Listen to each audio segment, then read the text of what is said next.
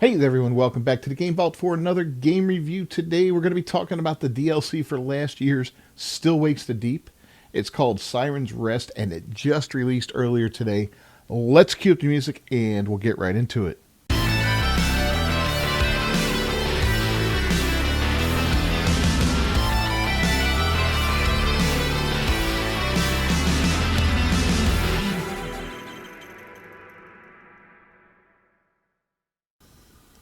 Alright, first off, there will be spoilers for the base game, so if you haven't played it yet, I recommend you shut this off and get to it.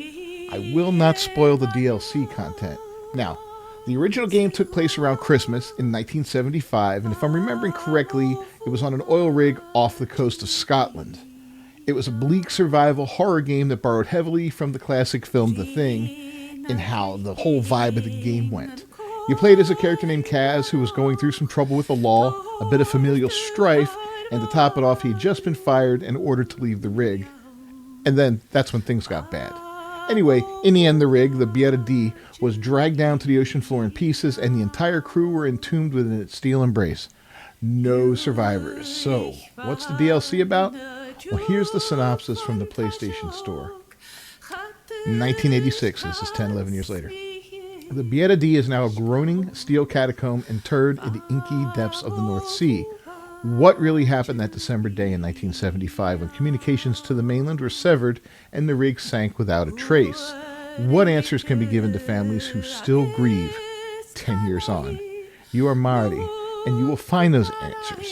As the leader of a saturation dive to the wreck of the Beata D, you descend a fragile light in the crushing dark. Your mission, uncover the fate of the crew and recover what remains of their passing. But this is no silent, resting grave. The wreck screeches and shifts around you. It wakes. Use precision tools to cut through steel and silt, navigate disorientation, resist the pull of the deep, and hold fast to your sanity. You want answers, but something down there wants you. Submerge yourself in the latest first-person narrative adventure from the Chinese Room, the second entry in the multi-BAFTA award-winning Still Wakes the Deep universe. I'm calling it a universe now. That's fascinating. All right, so now, right off the bat, we're going to start off with the negative aspect of the DLC, and that is the length of the actual DLC itself. I beat it in around 3 hours, give or take a little bit. There is some replayability. You know, I didn't see everything the game had to show me during that time. A second, more cautious playthrough might be warranted to catch every detail, you know, if you're that type of player. Part of what you do in this game is through photographs and collecting of mementos, you're cataloging the men and the people who were lost on the Beata D when it sank. And I obviously didn't get to all of them during my playthrough, but in any case, that is what it is. Otherwise, that's what you get for $13 in the PlayStation Store. It was $12.99 for the game. I think Steam has it discounted by $1 or $1 and some change, so... And to be fair, in that short amount of time, the story did what it was set out to do, and the DLC was a great coda for the main game. The characters were well written and the voice acting was superb. My only gripe was the occasional spastic screaming from our main character when she would do something that did not warrant that type of reaction, like jumping into some water or something like that. Every now and then she just kind of lost it. Otherwise, it was great. And the dialogue between Marty and Rob feels genuine and warm, completely organic. And that's amazing. And a real change of pace from what so many games these days grind out, and where they have characters that feel like they're written by teenage girls with brain injuries. Terrible writing these days. But back to the story. It's well written, the pacing's great, especially for a short experience like this one. Things keep moving along at a rapid pace, and there's very little downtime, so to speak. Tensions run high throughout the runtime of the game, and at times it's ramped up through the roof, just like it was in the main game. But sadly, mostly due to the shortened runtime, the genuinely terrifying moments are very, very rare. Now, the game looks great, as did the main entry. It's not photorealistic by any stretch of the imagination, but it does have good, solid, double-A character designs. And the Beata D, broken and in constant motion as it's slowly continuing to collapse around Marty, is terrifying. It's dark, it's murky, and every now and then you find yourself remembering the last time you were in that room, so to speak. It's a character all on its own.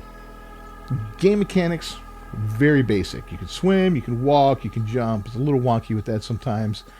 Climb ladders, crouch through ducts and narrow openings, that sort of stuff. You have a couple different items you can use, like a camera and a acetylene torch to get through rusted doors and portals. The camera you use to document bodies when you find them. You're trying to help bring closure to the families, of course. You've got a pry bar that you can use to tear open doors and drawers from time to time. Sometimes actual, going from one room to another, or locker doors, stuff like that. Like I said, you'll climb ladders on occasion, and more than once you're going to race against time as your oxygen runs low. There's no combat, but you will have to pull off the old distract and dodge technique that games like this often employ, only this time it's underwater. And you know what I'm talking about with games like this, with these horror games where you can't fight back. Very often it's a matter of hiding, dodging, running, that sort of thing. But doing that on the ground is one thing, doing it underwater is a completely different ball game, so it's kind of unique with that. The game's music, once again, it's just haunting, a perfect backdrop for this short and bittersweet story. Not much else to say, man. It was a really, really short game, but thoroughly enjoyed it. Overall, I'd give it a 7.5. And even though the story was quite satisfying and tightly written, I just feel like a little more time dedicated to our main character and her motivations would have given her a little bit more depth and helped flesh out the backstory and how she ties into the original game. Other than that, a complete blast. So set aside a quiet evening and dive into this DLC if you enjoyed the main game, and if you have not played Still Wakes the Deep yet, what are you waiting for? Thanks for watching, everyone. Please leave a like on the video down below. Don't forget to subscribe to the channel and ring that bell for notifications. I will see you next time. Until then, peace.